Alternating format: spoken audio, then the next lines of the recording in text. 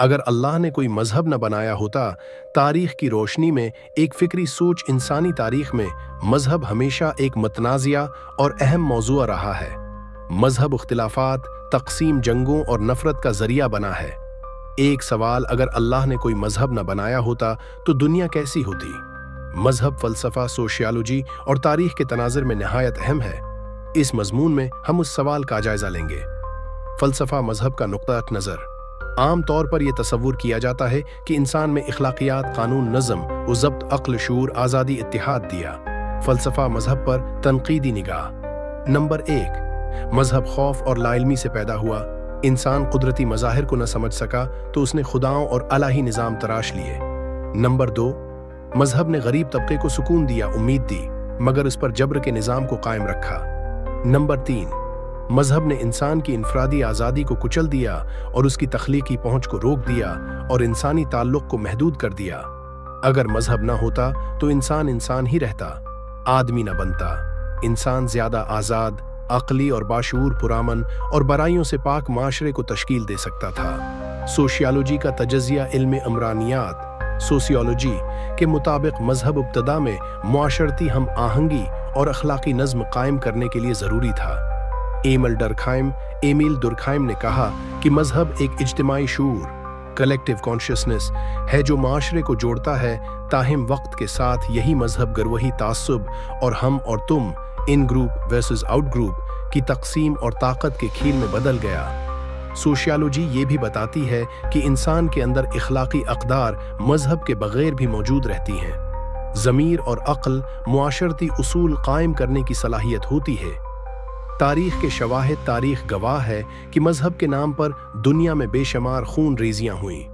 Number 1, सलीबी जंगें 1096 से 1291।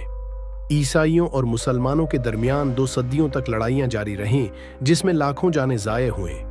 Number 2, 30 साला जंग 76 से 1248। यूरोप में कैथोलिक और प्रोटेस्टेंट ईसाइयों की खाना जंगी, जिसने बराज़म की 1/3 आबादी ख़त्म कर दी। नंबर 3, तक़सीम हिंद 1947। हिंदू मुस्लिम कशीदगी ने लाखों जाने लें और करोड़ों अफराद बेघर हुए। नंबर 4, मशरिक़ी वस्ती के तनाज़ुआत, इसराइल फ़लस्तीन तनाज़ा और शिया सनी फ़रक़ा वारियत आज तक खून बहा रही हैं। ये तारीख़ी हक़ाइक़ साबित करते हैं कि मजहब जो अमन व मोहब्बत के लिए आया था, कई बार नफरत और दुश्मनी का जरिया बना। जहां मजहब न पहुंचा, फितरी अखलाकियात। दिलचस्प अम्र यह है कि जहां मजहब नहीं पहुंचा वहां भी अखलाकी अक़दार मौजूद रहें। मिसाल के तौर पर अफ्रीकन कबाइल, नेटिव अफ्रीकन, या रेड इंडियन कबाइल, नेटिव अमेरिकन्स, या ऐसे और दूसरे ऑस्ट्रेलिया वगैरह के कबाइल, उनके पास कोई मजहबी निज़ाम नहीं था।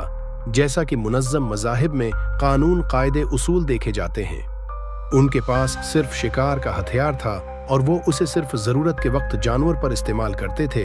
उनकी ज़िंदगी में शराब नोशी, ज़िना या दीगर अखलाकी बुराइयां मौजूद नहीं थीं।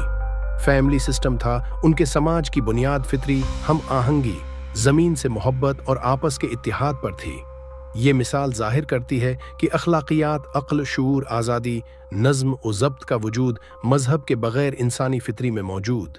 फ़लसफ़ा, सोशियोलॉजी और तारीख़ तीनों ज़ाविये इस हकीकत की तरफ इशारा करते हैं कि मजहब ने तकसीम, जंग और नफ़रत की राहों पर डाला हम और तुम की बहस में डाला।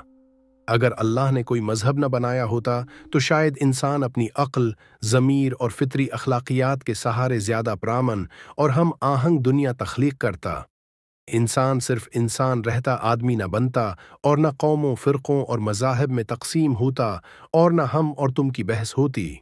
इंसान इंसान को पहचानता।